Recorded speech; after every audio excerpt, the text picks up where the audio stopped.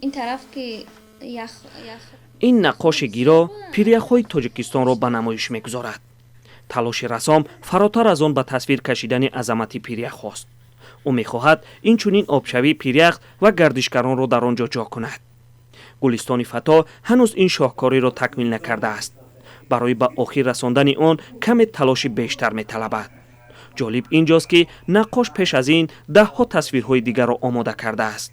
وقتی که رسم کشی من شروع میکنم دکور مقصد که یگان جا تماشا میبرشون مقصد که همین طرفی من دورشان نکنه کمتر که من با فکرم پریشان نشوم. این رسامی جوان 26 سال دارد و در برابر کار به نگاهبین دو دخترش نیز مشغول است. او یگان مکتبی عالی یا کورسی رسامی را ختم نکرده است.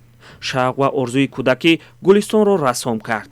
پس از ازدواج خوشدامنی گلستان به استعداد او پی برد و به رسامی تشویق کرد.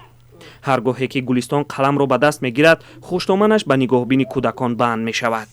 با همین وسیله گلستان توانسته است در چند چاره‌بینی شرکت کند. خوشدامن ما آدم خاکسار آدم میفهمیدگی با سواد مقصد که نمیخواه که همه کسب ما هنر ما ای بین بروه میخواه که مقصد کسب ما که ما هم خیلی شانس دارم هم خیلی talent دارم گفتی رسا مقصد که نمیخواه که همه به یغما روه میخواه که همه جهانی شوه. حتی در آغاز شوهر گلستان به تلاش‌های او مقاومت میکرد، اما با راهنمایی و دستگیری خوشدامنش گلستان توانست شوهر را راضی کناند.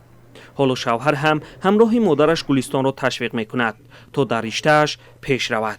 در هر چاره‌بینی که به آن گلستان دعوت می شود خوشدامنش همراهش است. تون بچم خیلی امی استعداد نه خونده نه امی خدا دو دستش در می مکتب 50 مثال همینجا خونده است یه رسم میکشه که خود او رفتن حساب رسمای جا گرفتن این را بین بیش خیلی برین خود گفتم یگون چی میشه آخه این قوازمونو در اشتراک هستن خچی گرفتیستن بچه یا خدا دو در چیزشه خیلی گفتیم روزی شید.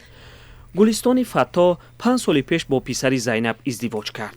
حالا آنها در دهه کدوچی ناحیه واسه زندگی میکنند. در دهه چاره‌بینی شود گلستان را دعوت میکنند. ای بچه مادر روزی باشه اون فرزندم روزیه که من خودم روزیم. من هر وقتی میرم که این را تعریف میکنند من یک کرتای دیگه میکنم گویا. طی چند سال گذشته سفر هنری گلستان پیشرفت‌های چشمگیری داشته است. خوشدامنش زینب فیضاوه با کلینش پیشنهاد کرده است که پیریخ‌های تاجیکستان را رنگ‌آمیزی کند. با گفته خانم زینب کار کلینش به او نیز نیرو میبخشد. محمود جان رحمتزاده، آزادی، ناحیه وسه.